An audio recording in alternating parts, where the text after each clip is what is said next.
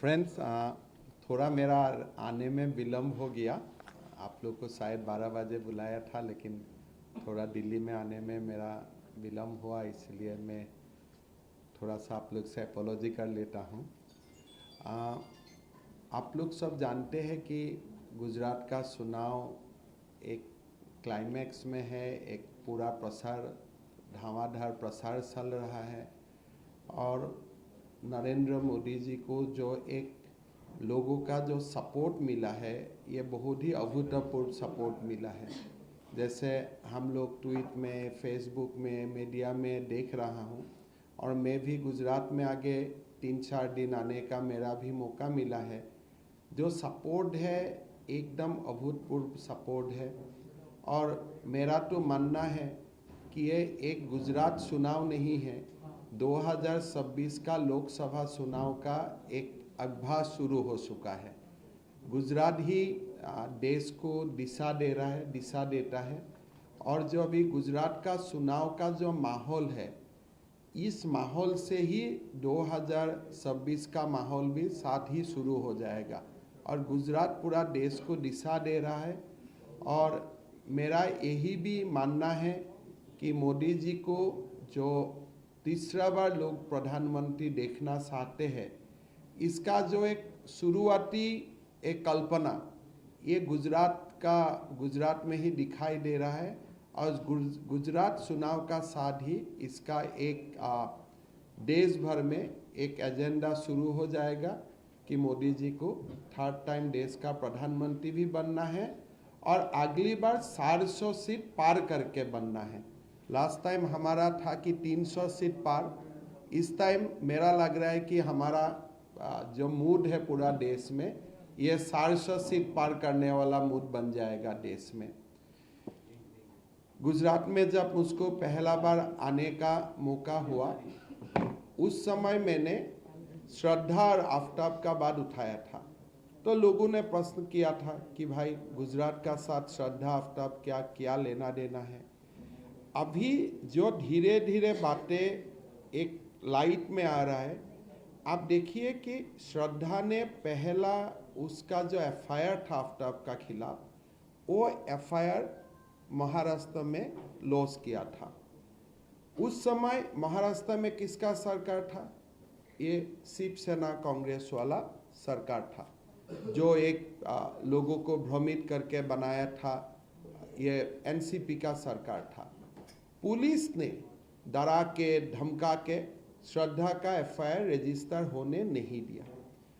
अगर कोई भी प्रदेश में, कोई भी देश में कोई आके ऐसा एफआईआर डालते हैं कि मुझको मारने का धमकी दिया है, it become a criminal case. जब एक क्रिमिनल केस फाइल होता है, that become property of the state. Even victim को भी उसको विड्रॉ करने का परमिशन नहीं होता है। जब तक क्रिमिनल केस नहीं है, सिविल डिस्प्यूट है, यू कैन विड्रॉ। बट जब एक क्रिमिनल मामला बन जाते हैं, तो क्रिमिनल मामला को you can not withdraw like that, because criminal मामला में after the information it becomes property of the state. तो ये जो हमारा जो पहले से ही मानना है कि कांग्रेस का तुष्टीकरण का जो राजनीति है, ये तुष्टीकरण का राजनीति कारण ही एक वर्ग को भारत में स्वाधीनता मिल चुका है, एक प्रकार कि आप जो भी करो कानून आपको कभी स्पर्श नहीं करेगा। ये कांग्रेस का कल्चर था, ये कांग्रेस का तुष्टीकरण का संस्कृति था। उसका कारण ही आज देश को आफ्ताब श्रद्धा जैसा बातें देखने लगा है।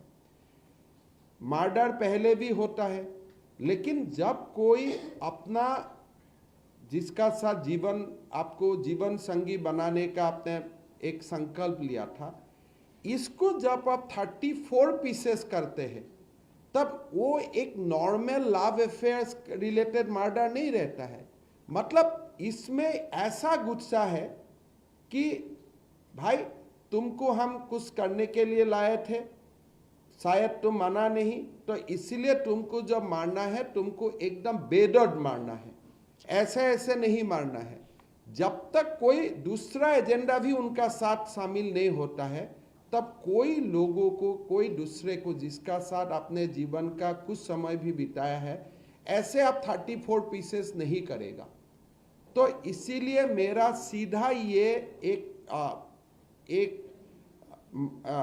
जो भी आप बोलिए, एलिगेशन बोलिए, एक मेरा अनुभव बोलिए कि देश में कांग्रेस को, देश को कांग्रेस ने एक इकोसिस्टम दिया जहां में लाभ जिहाद जैसा बात एकदम इजी हो चुका था।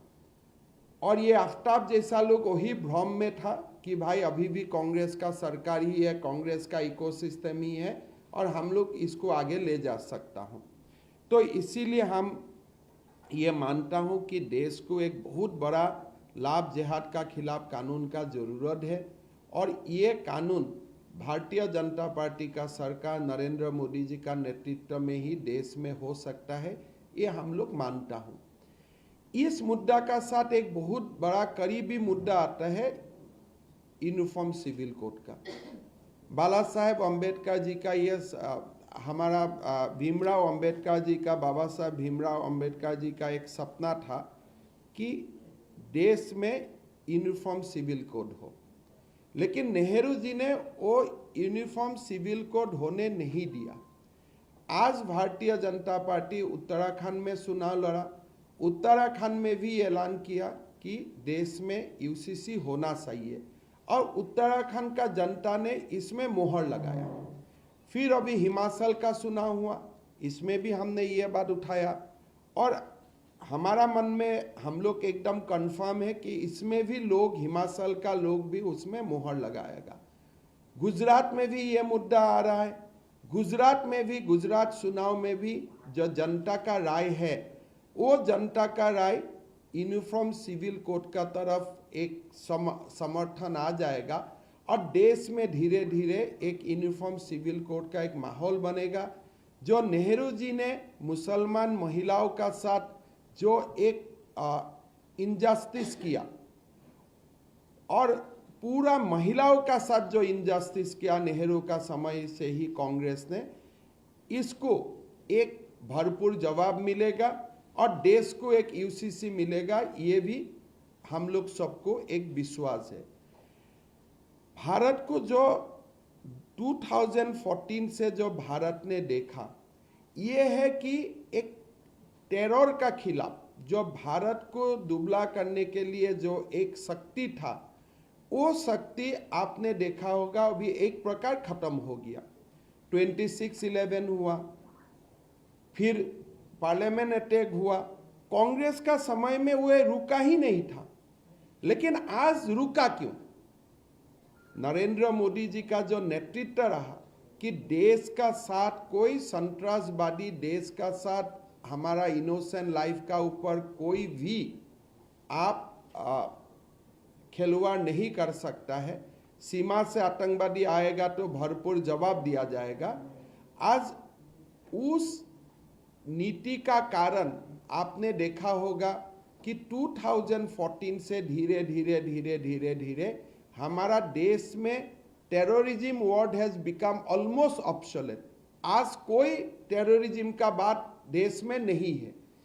ये नहीं होने का कारण क्या था? कांग्रेस का टेररिज्म को कांग्रेस में क्यों कंट्रोल नहीं कर सका? बिकॉज उसमें भी कांग्रेस को तुष्टीकरण का राजनीति नजर आते थे। टेररिज्म कौन करके रखा था? एक पार्टिकुलर कम्युनिटी का लोग ही भारत का खिलाफ टेररिज्म को बढ़ावा दे रहा है, एक्टिवली इन्वॉल्व हुआ था।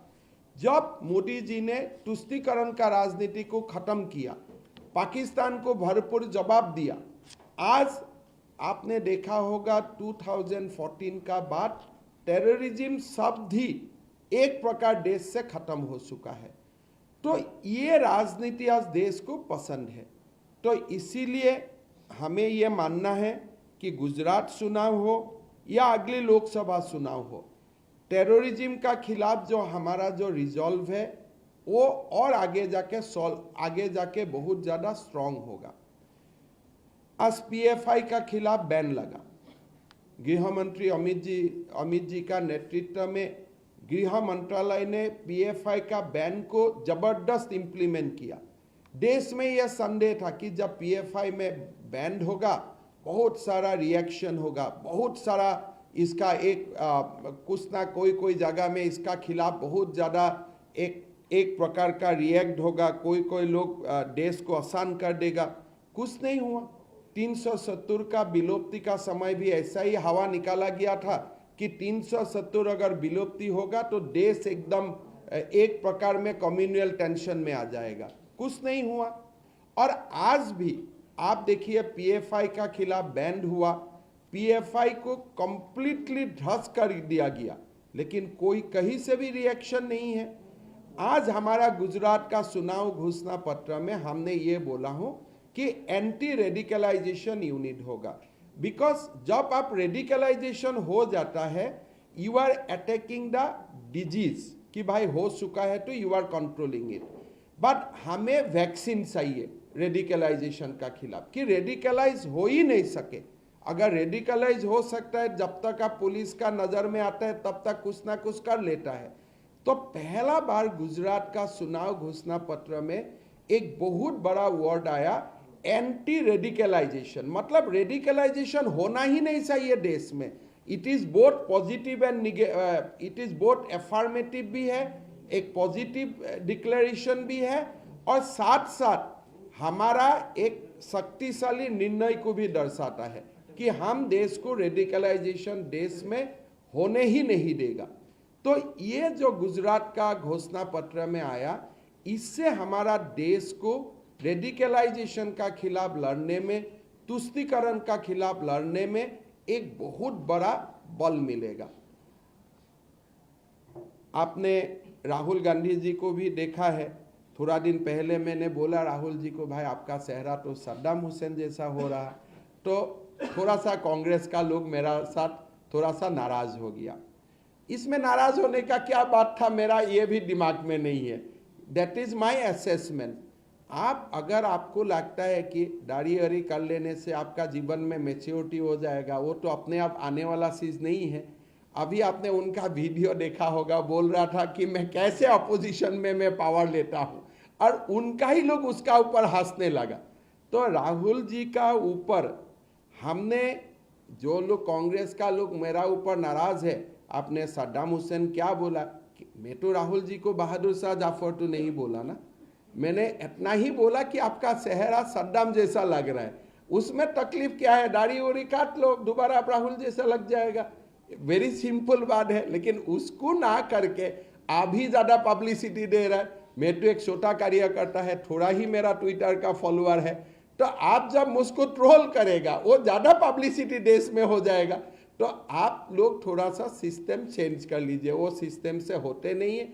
आपको याद होना चाहिए भारत का प्रधानमंत्री का खिलाफ आप लोग क्या क्या बोला था, और क्या क्या बोलने का आप लोग ने दुस्साहस किया था। उसका बाद मुझको ज्ञान दीजिए, मुझको क्या बोलना चाहिए क्या नहीं बोलना चाहिए। गुजरात का चुनाव एक देश को एक बहुत बड़ा सपना का आभास हुआ कि पहला बार देश में ये बोला गया कि हमारा भारत में भी ओलंपिक हो सकता है। कब होगा, कैसे होगा, that is a different aspect. International Olympic association हमको करने देगा, कब करने देगा अलग बात है। लेकिन आज एक देश का प्रधानमंत्री जी का प्रदेश से ये एक घोषणा हो चुका है कि now India is ready to host Olympic. एक बहुत बड़ा ऐलान है। हम भी कहीं ना कहीं स्पोर्ट्स में इन्वॉल्व हो।